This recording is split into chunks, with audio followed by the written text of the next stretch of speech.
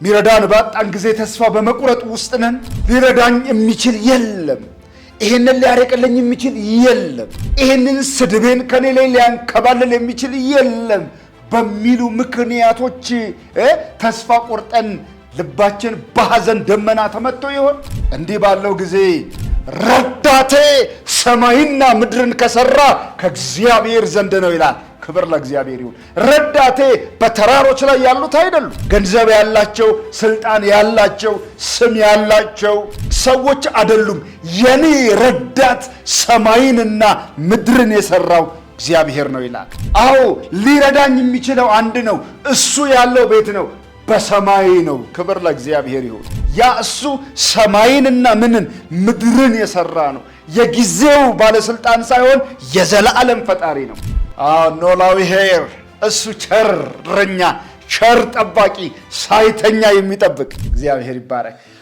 ምክንያቱም እኛ ተኝተን በምንሰጋበት ነገር ላይ እግዚአብሔር ስለ እኛ ነቅቶ ይጠብቀናል። እኛ ተኝተን ነው የምንሰጋው፣ እግዚአብሔር ግን ስለ እኛ በምንሰጋበት ነገር ላይ ነቅቶ ይጠብቀናል። ይጠብቃል። የዚህ መልእክት ቁልፍ ቃል ነው። እግዚአብሔር ይጠብቀኛል። የሚጠብቀኝ አይተኛም። ዋና መልእክቱ ነው።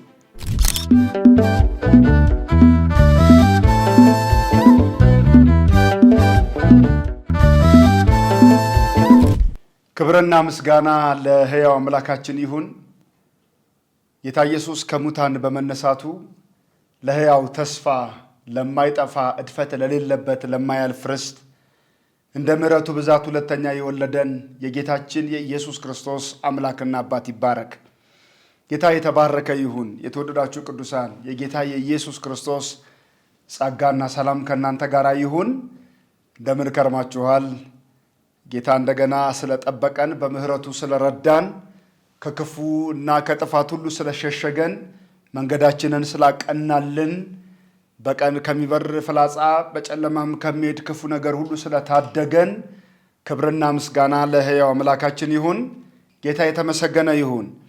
ዛሬ የጊዜው ቃልን ነው የምንካፈለው። መዝሙር 121ን ነው ለመካፈል በፊታችሁ ያለሁት። መዝሙር 121 የማዕረግ መዝሙር ነው። ሁላችንም እናነበዋለን። የእግዚአብሔር ቃል የከበረ ነው። ስለዚህ በማክበር የሕያው አምላካችን የእግዚአብሔርን ቃል እናነባለን። መዝሙር 121 ዓይኖቼን ወደ ተራሮች አነሳው፣ ረዳቴ ከወዴት ይምጣ? ረዳቴ ሰማይና ምድርን ከሠራ ከእግዚአብሔር ዘንድ ነው። እግርህን ለመናወጥ አይሰጠውም፣ የሚጠብቅህ አይተኛም። እነሆ እስራኤልን የሚጠብቅ አይተኛም አያንቀላፋምም። እግዚአብሔር ይጠብቅሃል፣ እግዚአብሔርም በቀኝ እጅህ በኩል ይጋርድሃል። ፀሐይ በቀን አያቃጥልህም፣ ጨረቃም በሌሊት። እግዚአብሔር ከክፉ ሁሉ ይጠብቅሃል፣ ነፍስህንም ይጠብቃታል። ከዛሬ ጀምሮ እስከ ዘላለም እግዚአብሔር መውጣትና መግባትህን ይጠብቃል። ክብር ለእግዚአብሔር ይሁን። አሜን። ጌታ ይመስገን። የቃሉን ደጆች ይክፈትልን። ይህንን ቃል በእርግጠኝነት በጣም በተደጋጋሚ ጊዜ ሰምተነዋል። የአምላካችን ቃል በየማለዳው አዲስ ነው። ልክ እንደ አምላካችን መጽሐፍ ሲናገር ምን ይላል? እግዚአብሔር ምንድን ነው? መልካም ነው አይደል? እና እግዚአብሔር መልካም በመከራ ቀን መሸሸጊያ መሆኑ ብቻ ሳይሆን በየማለዳው አዲስ ነው፣ ታማኝነቱ ብዙ ነው፣ ርኅራኄው ምን አይልም አያልቅም ይላል። ስለዚህ ቃሉም እንደ አምላካችን እንደ እግዚአብሔር ሁሉ አዲስ ነው በየማለዳው።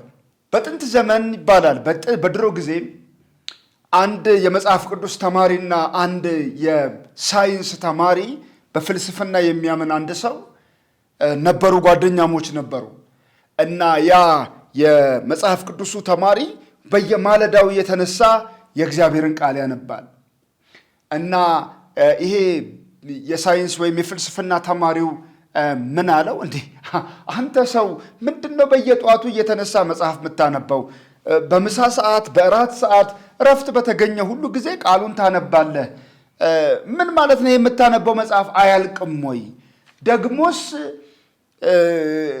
ስንት ዓመት ሙሉ ነው የምታነበው እንዴ? ወደ አዲስ ነገር ልፍ በል እንጂ አዲስ ነገር ስንት ነገር እየተፈጠረ ነው። ይሄ እኮ ቃሉ ያረጀ ነው አለው። እና ምን አለው የመጽሐፍ ቅዱሱ ተማሪ? እኔ የምልህ አንተ በየማለዳው እየተነሳ ፀሐይ ትሞቃለህ። ፀሐይ እየሞክ ነው። ፀሐይን ስታይ ደስ ይልሃል እንዴ? ፀሐይ እኮ እንዴ ከተፈጠረ ስንት ዓመቷ ነው? አላረጀችም ወይ አለው። እና ይህን ጊዜ ምን አለ? እንዴ ፀሐይማ አታረጅም አለው። እንግዲያውስ ልንገርህ፣ ከፀሐይ ይልቅ ቃሉ አያረጅም። ከፀሐይ ይልቅ ቃሉ እንደ ማለዳ ወገግታ ወይም እንደ ማለዳ ብርሃን ይናፈቃል አለው ይባላል። ስለዚህ ቃሉን ከዚህ በፊት ሰምተነው ሊሆን ይችላል በተለያየ መንገድ። እንደገና ቃሉ አዲስ ስለሆነ ለትምህርት፣ ለተግሳጽ፣ ልብን ለማቅናት በጽድቅ ላለው ምክር የሚጠቅም ስለሆነ እንደገና ዛሬ በፈረሰው እኛነታችን በኩል ቃሉ ሊደግፈን፣ በተሸነቆረው እኛነታችን በኩል ቃሉ ያንን ሽንቁር ለመድፈን፣ ተስፋ በቆረጥንበትና በተንገዳገድንበት ነገር ላይ ድጋፍ ለመሆን ዛሬም የሕያው እግዚአብሔር ቃል ምን ይሆናል? ይነገረናል። ክብር ለጌታ ይሁን።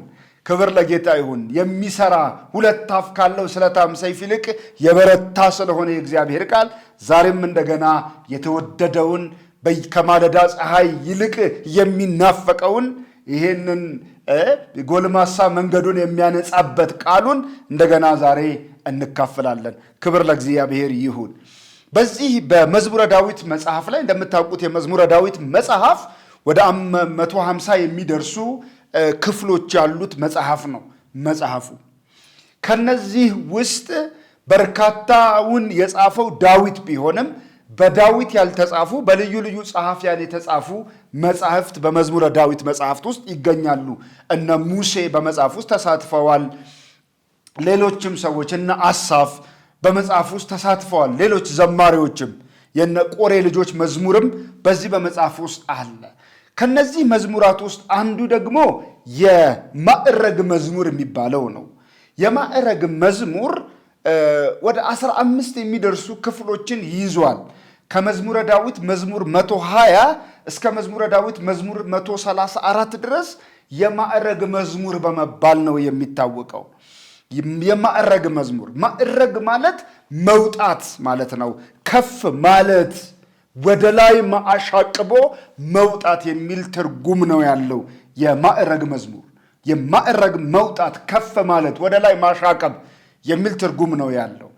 በእርግጥ የማዕረግ መዝሙራት ቀጥታ ደራሲያቸው ማን እንደሆነ በትክክል አናውቅም። ዳዊት የመሆን እድሉ ግን ሰፊ ነው። ምክንያቱም ለምሳሌ ያህል መዝሙር 24 የዳዊት የማዕረግ መዝሙር ተብሏል። መዝሙር 131 የዳዊት የማዕረግ መዝሙር ተብሏል። ምናልባትም የዳዊት ከሚባሉት ርዕስ ከተሰጣቸው ለምሳሌ እንደ መዝሙር 133 ውጭ ያሉትን የዳዊት የሚል ርዕስ ስላልተሰጣቸው ጸሐፊውን በትክክል አናውቅም። በዚህ ጉዳይ የእግዚአብሔር መንፈስ ዝም ብሏል። ይሁን እንጂ በማን እንደተዘመረ ባናውቅም መቼ ግን እንደሚዘመር ግን እናውቃለን።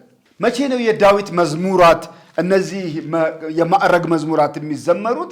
የማዕረግ መዝሙራት የሚዘመሩት እስራኤል በዓመት 3 በዓላትን ከሰባቱ የእግዚአብሔር በዓላት 3ቱን በኢየሩሳሌም የከበረው ቤተ መቅደስ ሄዶ ነው የሚያከብረው እና ለማክበር ከተለያየ የዓለም ክፍል ወደ እስራኤል ወይም ከተለያዩ የእስራኤል ግዛቶች ወደ ኢየሩሳሌም ለማክበር በሚወጣበት ጊዜ በመንገዱ ላይ እያለ የቡድን ጉዞ ነው የሚያደርጉት በአብዛኛው። በዚያ የቡድን ጉዞ ውስጥ እና በግላቸውም ጉዞ የሚያደርጉ አሉ።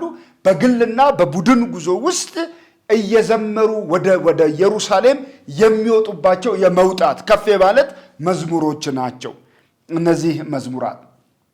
ዛሬም እኛ በዚህ ምድረ በዳ ላይ የምንኖር ክርስቲያኖች ክብር ለእግዚአብሔር ይሁን።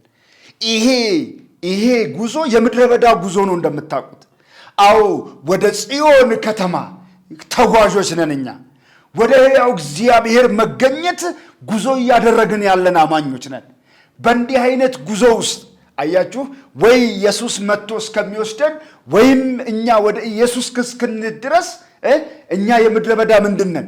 ተጓዦች ነን፣ እየወጣን ያለን ሰዎች ነን። እና እነዛ የምድረ በዳ ተጓዦች ወደ ኢየሩሳሌም ሲሄዱ በመንገዳቸው ላይ ምን ሊያጋጥማቸው ይችላል? በመንገዳቸው ላይ ዘራፊ ሊያጋጥማቸው ይችላል፣ ነፍሰ ገዳይ ሊያጋጥማቸው ይችላል፣ ማጅራት መቺ ሊያጋጥማቸው ይችላል። እንዲሁም የተለያዩ የሚነድፉ እነ ጊንጥ እነ እባብ በመንገዶቻቸው ላይ ሊያጋጥሟቸው ይችላሉ።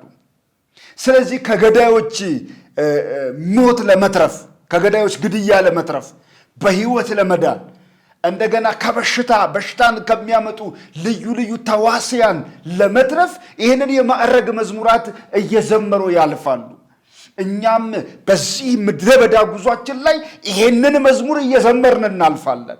አዎ ነፍስን ከሚዋጋ ክፉ፣ አዎ ክርስትናችንን ከሚፋለም ክፉ እጅ፣ ከተለያዩ ክፎች መናፍስት፣ ክፎች ሰራተኞች፣ ክፎች ሰዎች እጅ ለመትረፍ አያችሁ እግዚአብሔርን በመንገዳችን ላይ ምን እያልነው?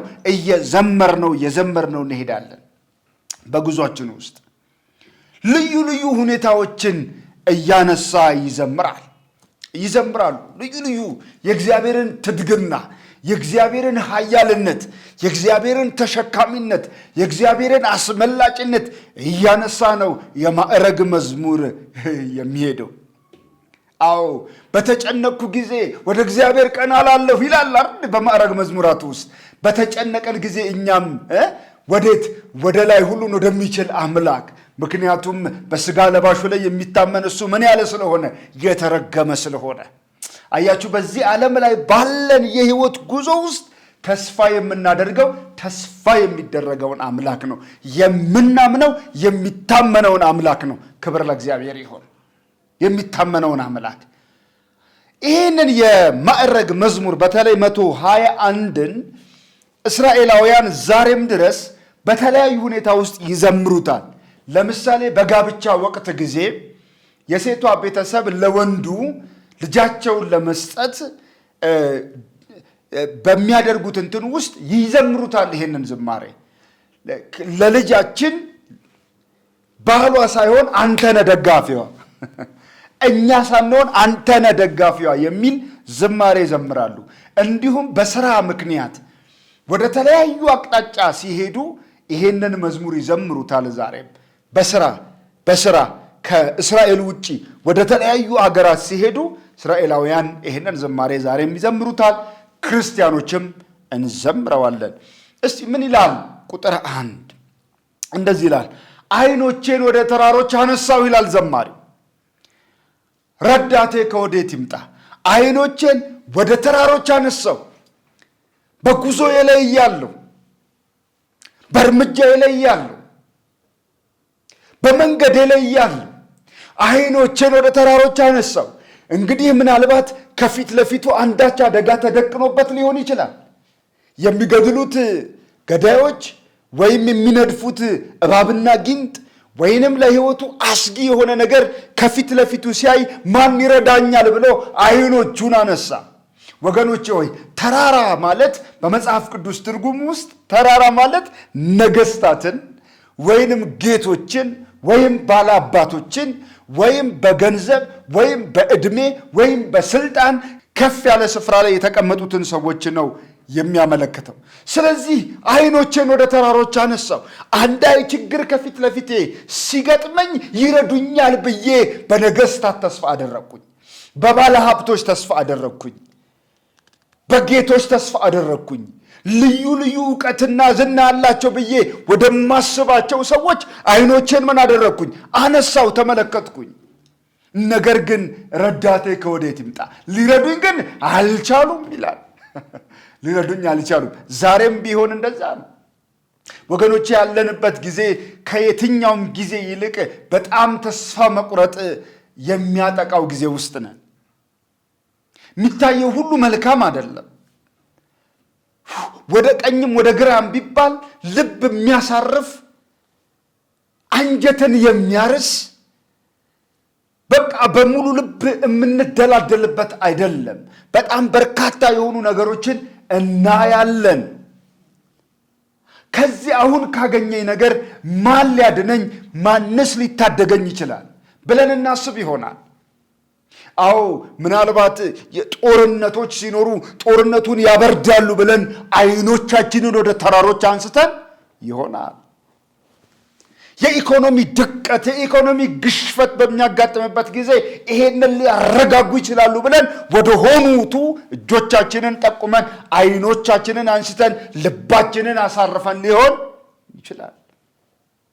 በቤተ ክርስቲያን ውስጥ ልክ ያልሆነ አንዳንድ ነገር በምናይበት ጊዜ የስህተት ትምህርት በቤተ ክርስቲያን ውስጥ ስናይ በእግዚአብሔር አውደ ምሕረት ላይ ብዙዎች ሕይወታቸውን በከፈሉለት ላይ በዚህ ቅዱስ መድረክ ላይ ስለዚህ መድረክ ስለዚህ ፑልፒት ማለት ስለዚህ አትሮኖስ ብዙዎች አጥንታቸውን ተከስክሰዋል።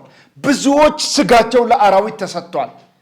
ብዙዎች እና የእውነት ኖረውለት ያለፉትን ይህንን መድረክ ስጋዊነትና ዓለማዊነት ሲጨፍሩበት ይህንን ሊያስታርቁ ወይንም ይህንን ሊያርቁ ይችላሉ ወደምንላቸው ሰዎች አይኖቻችንን አንስተን ሊሆን ይችላል።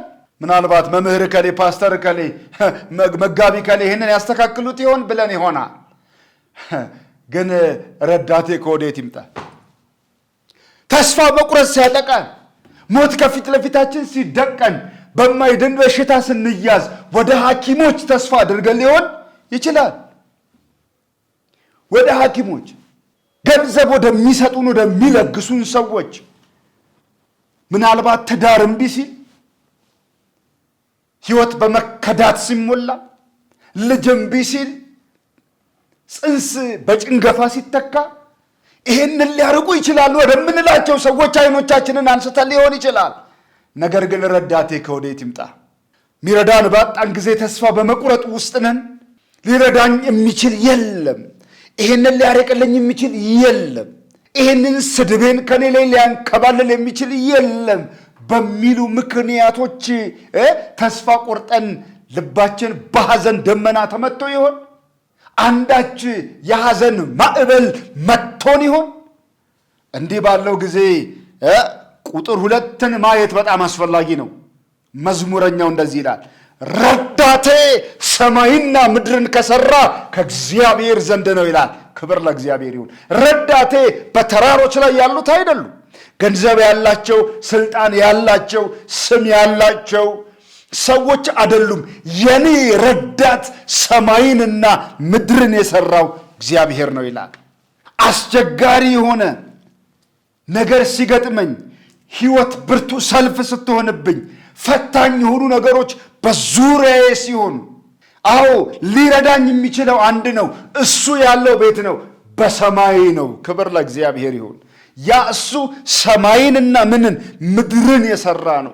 የጊዜው ባለስልጣን ሳይሆን የዘላለም ፈጣሪ ነው።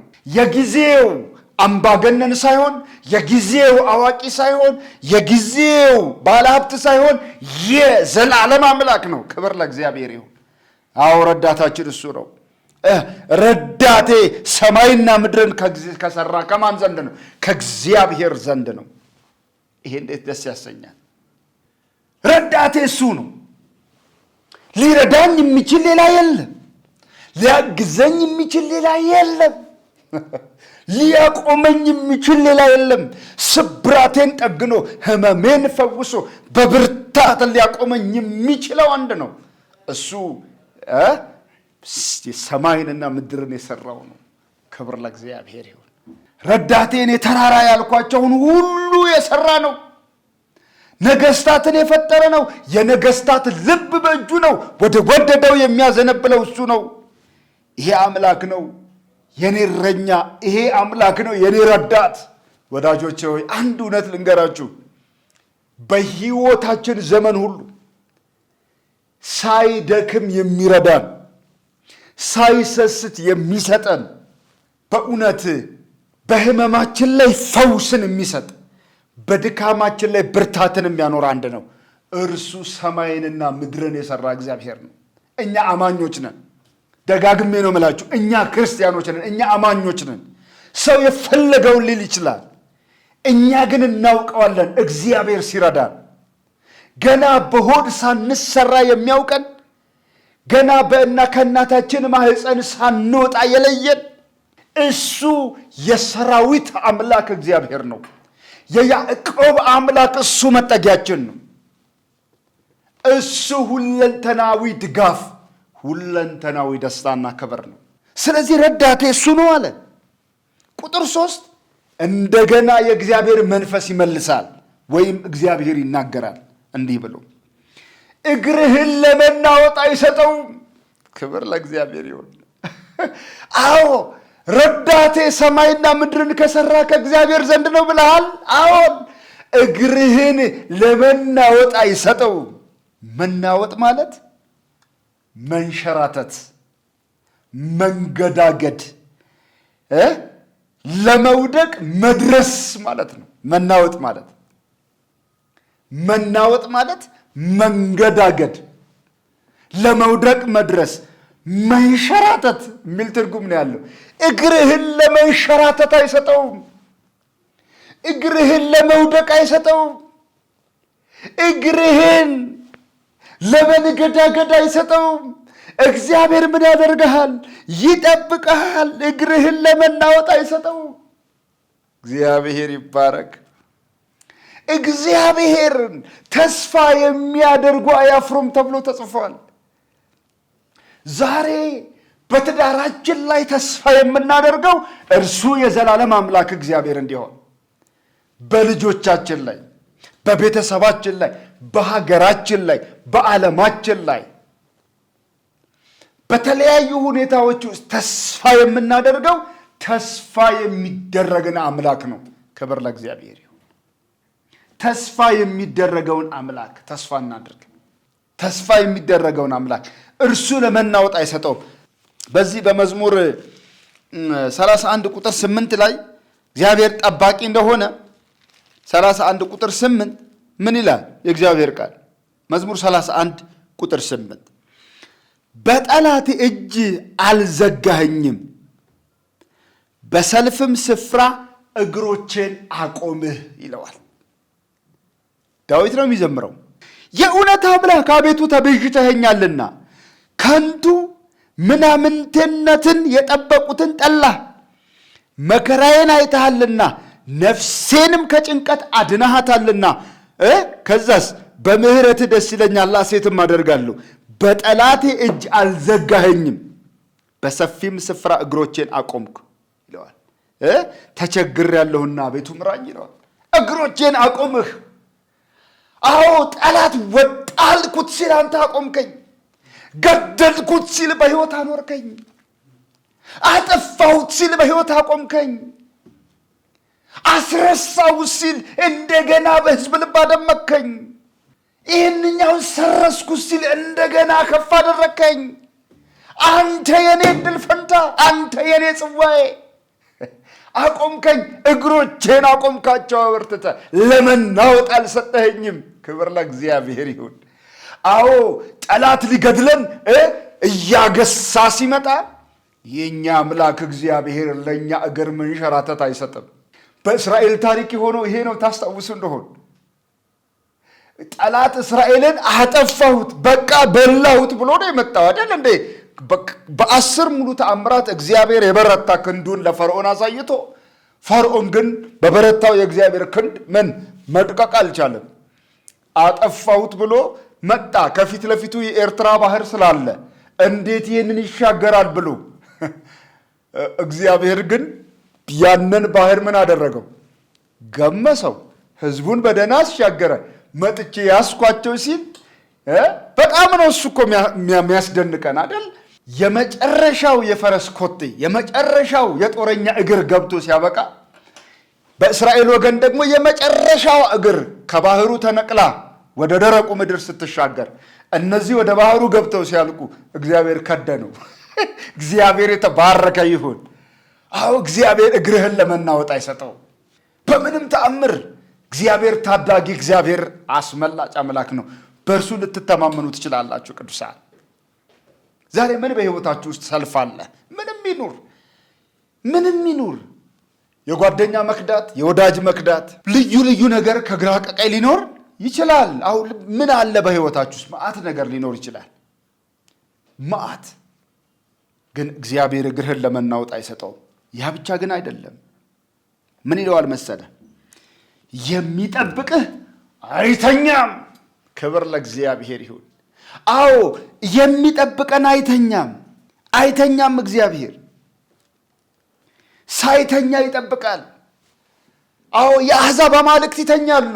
እዛ አንደኛ ነገሥት ምዕራፍ 18 አካባቢ ታስታውሱ እንደሆን ኤልያስ ተሳልቋል አይደል እንዴ? እነሱ ለበዓል እያነከሱ በዓል ሆይ ስማን ምናምን ሲሉት ታስታውሱ እንደሆን ተኝቶ ይሆን ምናልባት እንጠብቀው፣ ገበያ ሄዶ ይሆን ሲመጣ እንጠብቀው እያለ ያላገጠባቸው ነበር። የአሕዛብ አማልክት ይተኛሉ፣ የእኛስ አምላክ አይተኛም። ክብር ለእግዚአብሔር ይሁን። አይተኛም፣ አያንቀላፋም። ትጉህ እረኛ ነው። ኖላዊ ሄር እሱ ቸር እረኛ፣ ቸር ጠባቂ፣ ሳይተኛ የሚጠብቅ እግዚአብሔር ይባረክ። አዎ ምክንያቱም እኛ ተኝተን በምንሰጋበት ነገር ላይ እግዚአብሔር ስለ እኛ ነቅቶ ይጠብቀናል። እኛ ተኝተን ነው የምንሰጋው፣ እግዚአብሔር ግን ስለ እኛ በምንሰጋበት ነገር ላይ ነቅቶ ይጠብቀናል። ልንገራችሁ፣ በአምላካችን በእግዚአብሔር ልንተማመን ይገባል። በፍጹም እግዚአብሔር እኛን ለመከራ ጥሎ አይሄድም። ይሄ ማለት በህይወታችን ቅንጣት ታክል መከራ አያገኘንም ማለት ነው ማለት አይደለም። ምንም ነገር ቢያልፍ ግን እግዚአብሔር አለ በበላይነት ሉዓላዊ ስለሆነ። ዳዊት እንደዚህ እየዘመረ የገዛ ልጁ አቤሴሎም አሳዶት ያውቃል፣ ሳኦል አሳዶት ያውቃል። ልዩ ልዩ መከራና ፈተና በህይወቱ ደርሷል። ግን ሁሉንም እግዚአብሔር በድል አሻግሮታል። አዎ እግዚአብሔር በድል የሚያሻግር አምላክ ነው። ከፈተናው ጋር መውጫውን የሚያዘጋጅ አምላክ ነው። ከአቅማችን በላይ እንዳንፈተን ያደርጋል። ወይም የፈተናው ማዕበል ጠራርጎ እንዲወስደን አይፈቅድም፣ ይጠብቀናል እግዚአብሔር። በእግዚአብሔር ተስፋ የምታደርጉ እናንተ፣ እግዚአብሔርን ተስፋ የምናደርግ እኛ ልባችን በእግዚአብሔር ሊተማመን ይገባል። አዎ የሚጠብቀን አይተኛም። የሚወዱን ይተኛሉ። አዎ እናት ልጇን ትወዳለች። ልጇ ክፉ እንዲደርስባት አትፈልግም። ግን እናት ትታ ትተኛለች። እሷ የማትደርስበት አቅሟ የማይፈቅድበት መከራና ችግር ይመጣል። በእንባዋ እያለቀሰች ምንም ማድረግ አቅቷት ነገሮች ይሆናሉ። እግዚአብሔር ግን አምላካችን ነው፣ የሚጠብቀን እሱ አይተኛም። እግዚአብሔር ይባረክ። በፈተና ውስጥ እግዚአብሔር የሚደግፍ አምላክ ነው። በዚህ በዘዳግም መጽሐፍ ላይ ዘዳግም ምዕራፍ 32 ቁጥር 10 ላይ እንዲህ የሚል ቃል አለ። ደስ ይለኛል እሱ። በምድረ በዳ በጥማት የንፋስ ጩኸት በሞላበትም ውድማ አገኘው አለ። ከበበው፣ ተጠነቀቀለትም፣ እንደ ዓይን ብሌን ጠበቀው። ንስር ጫጩቶቹን እንደሚያወጣ በእርሱ ላይም እንደሚሰፍፍ ክንፎቹን ዘርግቶ ወሰዳቸው፣ በክንፎቹም አዘላቸው። እግዚአብሔር ብቻውን መራው፣ ከእርሱም ጋር ሌላ አምላክ አልነበረም ይላል። ደስ ይለኛል ይሄ ከበበው የሚለው ቃል ላይ ከበበው፣ ከዛስ ተጠነቀቀለት፣ ከዛስ እንደ ዓይኑ ብሌን ጠበቀው ይልቃል። ጠበቀው እኮ ብቻ አይደለም፣ እንደ ዓይኑ ብሌን ጠበቀው። ንስር ጫጩቶቹን እንደሚያወጣ በእነርሱም እንደሚሰፍፍ ክንፎቹን ዘርግቶ ወሰዳቸው፣ በንስር ክንፍ አዘላቸው። እግዚአብሔር ነው እኮ እስራኤልን እንደሱ ያደረገው አይደል? አልተኛም እግዚአብሔር፣ አልሰለቸም እግዚአብሔር። ከበበው፣ ተጠነቀቀለት፣ ከበበው። እንዴት ነው በጋርድ የሚሄድ ሰው ታስታውሳላችሁ አይደለም? ባለስልጣን ወይም የሆነ ባለሀብት፣ አሁን ደግሞ ሌሎችም በጋርድ ምን ማለት ነው? የሆነ ነገር እንዳይደርስበት ምን ማለት መጠንቀቅ። ሰሞኑን እንግዲህ አሜሪካን የሆነች ነገር ተነሳች አይደለም? ከዛ ጋርዶቹ የሴኪዩሪቲ ጋርድ ምንድን ነው ያደረጉት? እየሄዱ ፕሬዝዳንታቸውን ምን አደረጉት? ከበቡት አይደል? ተጠንቅቀው ሞት እንዳያገኙ አድርገው አስወጡት። ያንን ሳይ ይሄንን እያስተዋልኩ ነበር። እግዚአብሔር እንዴት እንደከበበን እንደ አይኑ ብሌን፣ እግዚአብሔር ይባረክ። እንደ አይኑ ብሌን እየተጠነቀቀ እግዚአብሔር ልንገራችሁ፣ ዛሬን የደረስነው እንደ አይኑ ብሌን ተጠንቅቆልን፣ ዛሬን በሕይወት ያለ ነው እንደ አይኑ ብሌን ተጠንቅቆልን ነው እግዚአብሔር። ክብር ለእግዚአብሔር ይሁን። በንስር ክንፍ ታውቃለህ፣ ንስር ጫጩቶቿን ምን እዚሁ እንቁላሎቹ ዋላ ልክ እንደሚፈለፈል የሆነ ነገር ሲመጣ፣ የሆነ አውሬ ሲመጣ ክንፎቿን ዘርግታ ምን ታደርጋለች? ትጠብቃለች። አያችሁ፣ በክንፎቹ ከደናቸው። ያኮ ብቻ አይደለም፣ ክንፉ ላይ አድርጎ አዝሎ አሻገራቸው። እንደዛ ነው እግዚአብሔር ዛሬ ያየነው። ትናንትናን ያሳለፈን እግዚአብሔር ለነገ እንዴት አይታመንም? ስለዚህ አይኖቼን ወደ ተራሮች አነሳው ይላል። ረዳት የለኝም፣ ግን ረዳቴ ሰማይና ምድርን ከሰራ ከእግዚአብሔር ዘንድ ነው። ስለዚህ የሚጠብቀኝ አይተኛም፣ አያንቀላፋም።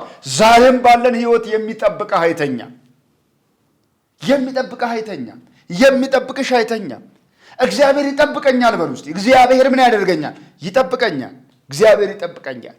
እግዚአብሔር ይጠብቀኛል። የሚጠብቀኝ አይተኛም።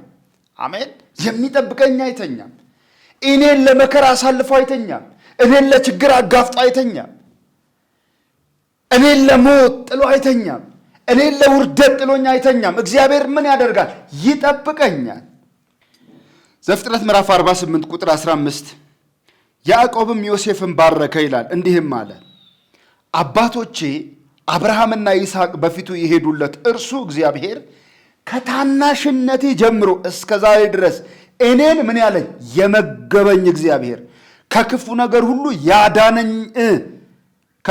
ሁሉ ያዳነኝ መልአክ እርሱም እነዚህን ብላቴኖች ይባርካል። ከልጅነቴ ጀምሮ ከታናሽነቴ ጀምሮ የመገበኝ ከክፉ ነገር ሁሉ የጠበቀኝ። ሃሌሉያ! እግዚአብሔር የተባረከ ይሁን። እግዚአብሔር ይጠብቃል ከልጅነት ጀምሮ። እንዴት ነው ያለፍነውን ጊዜ ተወዳጆች? እንዴት ነው የከረምነውን ጊዜ? እንዴት ነው እሱ ያለፉት እነዛ ሌሊቶች? በሚጠብቀን በእግዚአብሔር ክንድ ነው። ክብር ለእግዚአብሔር ይሁን። በሚጠብቀን በእግዚአብሔር ክንድ፣ በሚያኖር በእግዚአብሔር ክንድ፣ ማሻገር በሚችል በእግዚአብሔር ክንድ፣ ማድረግ በሚችል በእግዚአብሔር ክንድ እግዚአብሔር ይባረክ። አዎ የሚጠብቀኝ አይተኛም። እዚሁ መዝሙር ዘፍጥረት 28 ላይ ላስታውሳችሁ አንድ ቃል ቁጥር 15 አካባቢ እነሆም እኔ ካንተ ጋር ነኝ፣ በምትሄድበትም መንገድ ሁሉ ጠብቀሃለሁ፣ ወደዚች ምድር እመልስሃለሁ፣ የነገርኩንም ሁሉ እስካደርግልህ ድረስ አልተውህምና። አሜን። እስቲ አንዴ አብረን እንበለው። ምን ይላል? እነሆም እኔ ከማን ጋር ነኝ? ከአንተ ጋር ነኝ፣ በምትሄድበትም መንገድ ሁሉ ምን አደርግሃለሁ? እጠብቅሃለሁ። እኔ ከማን ጋር ነኝ? ከአንተ ጋር። የት? ምድረ በዳህ ላይ። ወገኖቼ የሚወዱን ሰዎች የሚወደድ ነገር ሲኖረን ብቻ ነው። የሚጠጉን ሰዎች የሚያስጠጋ ነገር ሲኖረን ብቻ ነው። እናት እንኳ የወለደችው ልጇን ትረሳ ዘንድ ትችላለች። ጓደኛ ሲኖር በሽበሽ ነው፣ ስናጣ አጠገባችን የሚደርስ የለም። እግዚአብሔር ግን በምትሄድበት ሁሉ ነው አብሬህ እሄዳለሁ። አዎ ልጅም ስናጣ ሊከዳ፣ ባልም ሚስትም ስናጣ ሊከዳን ይችላል። ኢዮብን ታስታውሱት እንደሆን በመከራው ጊዜ የኢዮብ ታማኝ ሚስት አንድ ነገር አለችው፣ እግዚአብሔርን ስደበውና ሙት። እኔ ከአንተ ጋር እዚህ አብሬ እማክበት ምክንያት የለኝም። ልጆቼን አጥቻለሁ። አንተ አሁን ምንም ነገር የለህም። የዕለት ጉርስ ለማግኘት እለምናለሁ። እግዚአብሔርን ስደበው፣ አሊያ ከአንተ ጋር ምንድን ነው ማደርገው እዚህ እስክትል ድረስ። በሀብቱ ጊዜ አብራው የነበረች በችግርና በመከራው ጊዜ የለችም። አዎ ሕይወት እንደዛ ነው። እግዚአብሔር ግን እኔ ምን አደርግሃለሁ? እጠብቅሃለሁ። በምትሄድበት ሁሉ እሄዳለሁ፣ ወደዚህ ምድር እመልሳለሁ፣ የነገርኩን እስካደርግልህ ድረስ አልተውህም። ለዛ ነው እግዚአብሔር አልተውህም አልጥልህም የሚለው። አልጥልህም እግዚአብሔር ይባረክ። ስለዚህ የሚጠብቀን ምን አይልም? አይተኛም። የሚጠብቀን እግዚአብሔር አይተኛም። አዎ የሚጠብቀን እግዚአብሔር አይተኛም። ምክንያቱስ እንዴት ላውቅ እችላለሁ? እስራኤል የሚጠብቅ አይተኛም፣ አያንቀላፋም። እስራኤልን የሚጠብቅ እንዴ ታስታውሱ የለ እንዴ? ያ ረጋሚ በለዓም ወጥቶ እስራኤልን ሊራገም ሲነሳ እንዴት ነው እሱ እስራኤልን ምራገመው አለ? ምክንያቱም እንዳንበሳ አለ አጠገባቸው። እንዴት ነው ማትረግመው? አንተ የመርገም ሀብት አለ አይደል እንዴ? እንዴት ልርገም? ምክንያቱስ አላ ወይ ንገሩኝ። ያልጠፋ ነው የሚያጠፉን ሰዎች ስለሌሉ ይመስላችኋል ነው እንዴ? እንደዛ ነው። የኛ መኖር የሚያበሳጫቸው ሰዎች እንዳሉ ልታውቁ ትችላላችሁ። የኛ መኖር ዝም ብሎ መኖራችን ያበሳጫቸዋል። ዝም ብሎ መታየታችን እንቅልፍ ይነሳቸዋል።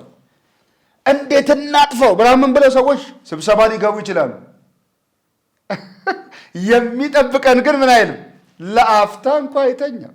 ለዚያ ነው ሟርት በእስራኤል ላይ ድግምትም በሕዝቡ ላይ ሰላም የተባለ። ለዚህ እኮ ነው እስራኤል እግዚአብሔር ከኛ ጋር ባይሆን፣ እግዚአብሔር ባይጠብቀን፣ ጠላት በእኛ ላይ በተነሳ ጊዜ ገና ከነ ሕይወታችን ሳለን በዋጠን ነበር። ግን ለምን አልዋጠንም? አላ እግዚአብሔር አላ ጠባቂው። እግዚአብሔር ከኛ ጋር መኖሩ በጀን እንጂ እግዚአብሔር ከኛ ጋር መኖሩ በጀን እንጂ እግዚአብሔር ከኛ ጋርማ ባይሆን ጠላት ገና በነ ሕይወታችን እያለውጦን ነበር። ወገኑ የኖርነው ማኖር በሚችል ክንድ እንጂ በበላነው እንጀራ አይደለም። የኖርነው ማኖር በሚችል በእግዚአብሔር ኃይል እንጂ በጉልበትና በብቃታችን አይደለም፣ በትምህርት ችሎታችን አይደለም። እስራኤልን የሚጠብቅ አይተኛም። እስራኤል ለምን አልጠፋችም? እስራኤል ያልጠፋችው በቴክኖሎጂው አይደለም፣ በመሪዎቹ አይደለም። እስራኤል ያልጠፋችው ከሚጠብቃት ከእግዚአብሔር የተነሳ ነው። ለእስራኤል እግዚአብሔር መታመኛዋ ነው። እግዚአብሔር ነው ያኖራት። ስለዚህ እስራኤልን የሚጠብቅ አይተኛም፣ አያንቀላፋም። ስለዚህ ማንንም የሚጠብቀው እግዚአብሔር ያው ነው፣ አይተኛም፣ አያንቀላፋም። በጣም ደስ ይላል። ከዛስ ምን ይላል? እግዚአብሔር አይተኛም፣ አያንቀላፋም። እግዚአብሔር ይጠብቀሃል። ቁጥር 5 እግዚአብሔር ይጠብቀሃል። እግዚአብሔር በቀኝ እጅህ በኩል ይጋርድሃል። በቀኝ እጅ በኩል ማለት በኃይል ይጋርድሃል። ቀኝ ኃይል ነው፣ ቀኝ ስልጣን ነው፣ ቀኝ ክብር ነው። በክብር ይጠብቀሃል፣ በኃይል ይጠብቀሃል፣ በማዕረግ ይጠብቀሃል፣ በሞገስ ይጠብቀሃል። እግዚአብሔር ይባረክ። ይጠብቀሃል። የዚህ መልእክት ቁልፍ ቃል ነው። እግዚአብሔር ይጠብቀኛል።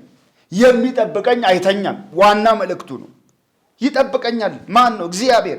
ያንተ ጋርድ ማን ነው ብባል እግዚአብሔር ክንደ ብርቱ እግዚአብሔር፣ በመሳሪያ ተኩሰ የማታጠፋው እግዚአብሔር፣ በሚሳኤል የማታጠፋው እግዚአብሔር፣ በአሉባልታ የማታስቀይመው እግዚአብሔር፣ ስለኛ ክፉ ነገር በማውራት አቅጣጫ የማያስቀይሩት የማይከዳ ወዳጅ እግዚአብሔር፣ እሱ ይጠብቀሃል። የሚጠብቀን አይተኛል። በጣም ደስ ይላል። መዝሙር 91 ላይ ላስታውሳችሁ ምን እንደሚል። መቼም መዝሙር 91ን በቃላችን ነው የምናውቀው። ምን ይለናል መዝሙሩ መጽሐፍ? በልዑል መጠጊያ የሚኖር አይደል? በልዑል መጠጊያ የሚኖር ሁሉን በሚችል አምላክ ጥላ ውስጥ ያድራል። በልዑል መጠጊያ የሚኖር እሱን መጠጊያ የሚያደርግ እግዚአብሔርን መጠጊያ የሚያደርግ በልዑል አምላክ መጠጊያ የሚኖር ሁሉን በሚችል አምላክ ጥላ ውስጥ ያድራል። ሁሉን በሚችል እግዚአብሔር አንዳንድ ነገር የሚችል አምላክ አይደለም፣ ሁሉን ይችላል። እግዚአብሔርን ምን እለዋለሁ?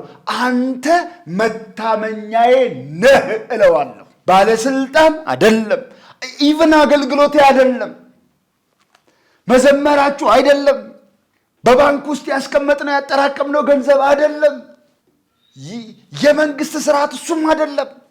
ማን ነው መተማመኛ? እግዚአብሔር። አንተ ነህ የኔ መታመኛ እለዋለሁ። እሱ አምላኬና መሸሸጊያዬ ነው። ደስ ይላል። መሸሸጊያ ዋሻ። ያው እግዚአብሔርማ መልካም፣ በመከራ ሁሉ ቀን መሸሸጊያ ነው። መሸሸጊያ እግዚአብሔር። አንተ የኔ መታመኛ ነህ። እግዚአብሔር ይባረክ። ይጠብቀሃል። ስለዚህ እግዚአብሔርን አንተ መታመኛዬ ነህ እለዋለሁ ነው። ተወዳጆች እግዚአብሔር ይጠብቅሃል። ይኸውልህ እግዚአብሔር በቀኝ በኩል ምን ይልሃል? ይጋርድሃል። ከዛስ እግዚአብሔር ከክፉ ሁሉ ይጠብቅሃል። እግዚአብሔር ከክፉ ሁሉ ይጠብቅሃል። በነገራችን ላይ እግዚአብሔር ወይም የእግዚአብሔር ጥበቃ ኮንትራት የለውም። ወይንም ደግሞ የእግዚአብሔር ጥበቃ ከፊል ጥበቃ አይደለም። በዚህ ዓለም ላይ ኢንሹራንስ የሚገቡ ሰዎች ለተወሰነ ነገር ኢንሹራንስ ይገባሉ። ለተወሰነ ለዓይኔ፣ ለጆሮዬ፣ ለእግሬ፣ ለምኔ። ለህይወት ኢንሹራንስ አይገባም፣ የለም። ለነፍስ ኢንሹራንስ አይገባም አይደል? የዘላለም ህይወት ብትሞት የዘላለም ህይወት አስገባለሁ የሚል ኢንሹራንስ የለም። እግዚአብሔር ግን በሁሉ ይጠብቃል። በሁሉ ከፊል አይደለም። የእግዚአብሔር ጥበቃ ሁለንተናዊ ነው። ኢየሱስ ያለውን ተመልከቱ። የዘላለምን ህይወት እሰጣቸዋለሁ አለ እዛ ዮሐንስ ወንጌል ምዕራፍ 10 ላይ። የዘላለምን ህይወት እሰጣቸዋለሁ ካለ በኋላ በእጄም ይዣቸዋለሁ፣ ከእጄ ሊነጥቃችሁ ማንም አይችልም። ምክንያቱም የሰጠኝ አባቴ ከሁሉ ይበልጣል። ከአባቴም እጅ ሊነጥቃችሁ የሚችል ማንም የለም። ጌታ ኢየሱስ የምንተማመንበት ጌታ በእጆቹ አድርጎ ምን የሚለን ነው? የሚጠብቀን ነው። ማንም ከጌታ እጅ ፈልቅቆ ሊያወጣን። የኛ ዕጣ ፋንታ በክርስቶስ ኢየሱስ ማንነት ላይ የተመሰረተ እንጂ በሁኔታዎች ላይ ያለ አይደለም። ስለዚህ በመከራ ሁሉ ምን ያደርጋል? ወይም ከክፉ ሁሉ ምን ያደርጋል? ይጠብቃል። ከክፉ ሁሉ፣ ከመርዙ፣ ከእባቡ፣ ከገዳዩ፣ ከአሜተኛው፣ ከአስማቱ፣ ከድግምቱ፣ ከሁሉ እግዚአብሔር ይጠብቀሃል።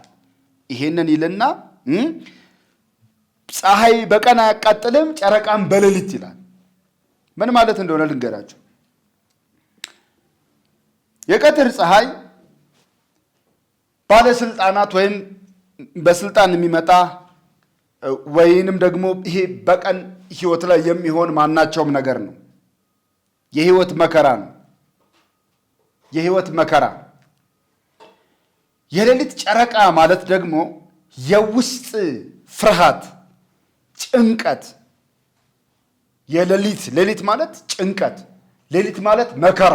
ይሄ በሐሳባችን ውስጥ የሚመላለስ ፍርሃት እሱ ማለት ነው። ስለዚህ በቀን የቀትር ፀሐይ የህይወት መከራ ነው። ህመም ሊሆን ይችላል። የጠላቶቻችን በእኛ ላይ መነሳት ሊሆን ይችላል፣ ወይም ሌላ።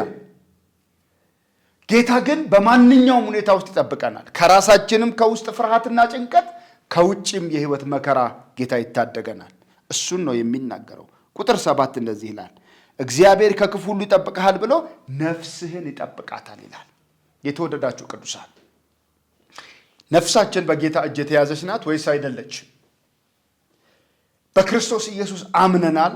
የዘላለም ህይወት በእርሱ አግኝተናል ወይስ አይደለም?